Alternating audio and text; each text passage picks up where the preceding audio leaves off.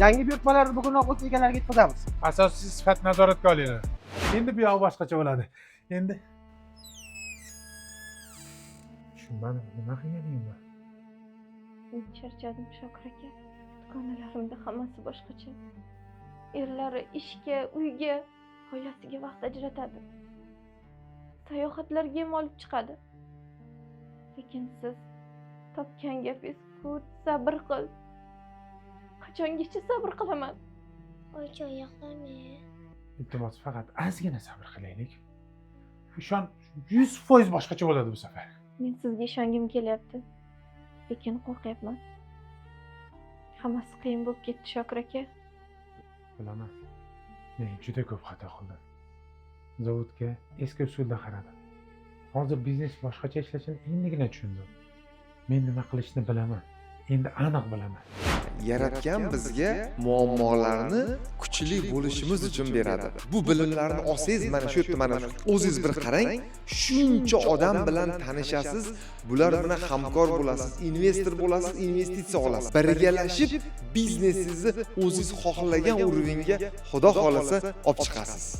Farruh, siz ekspertni nazoratga oling. Xo'p, bo'ling. Madina, siz hamma mijozlaringizni fikri bilan tanishib chiqing. Va eng asosiysi yangi liniyani hisobotini shu bugundan kechiktirmasdan topshiringlar. Cho'zib o'tirmanglar yana. Men hamma ishni o'zim qilaman deb sizlarni unutib qo'ydim. Men sizdan oylik so'ramadim. Faqat yonimizda bo'lishingizni xohladim, xolos. Endi hammasi boshqacha bo'ladi.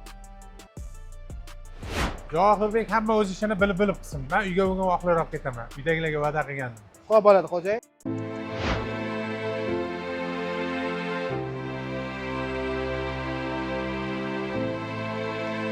Menga qarab o'ynab yurganing yo'q. Ertalabdan kechgacha salonda ishlayotgan bo'lsam, men tushunmayapman unda.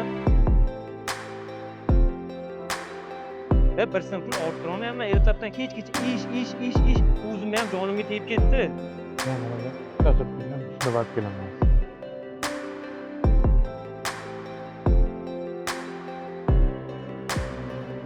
Sen meni oldin ham tushunmagansan, bundan keyin ham tushunmasang kerak. Bo'pti, gaplashamiz. Assalomu alaykum. Do'stim, hali hammasi yaxshi bo'ladi. Tushunmadim. Kimsiz o'zi? Meni ahvolimiz qayerdan bilardingiz? Ishoning. Xuddi siz ahvolingizda bir paytlar o'zim ham bo'lganman. Gohida biznes emas, yondashuvni o'zgartirish kerak. Sog' bo'lasiz, do'stim.